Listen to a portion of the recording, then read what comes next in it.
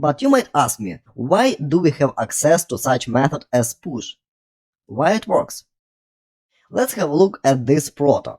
If you expand it here and scroll a bit down, you'll find actually push method here on the list.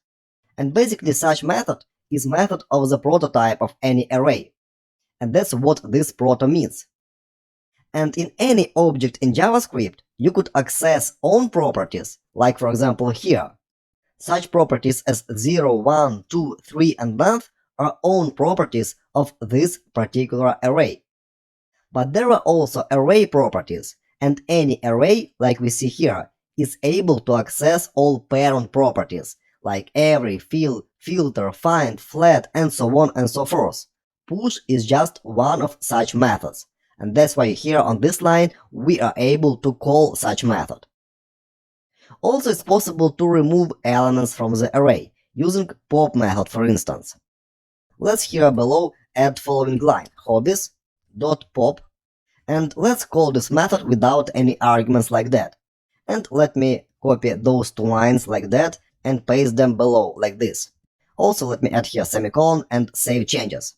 And now I see that current length of the array is 3, and last element that we saw here on this line was removed, and now there are only 3 elements in current array. And it means that pop actually removes last element in the array. Alright, let's quickly summarize what we discussed here about arrays. Any array in JavaScript is an object. There is no separate type called array. And arrays are defined using special structure with square brackets. And you could add new elements to the array, you could remove elements from the array.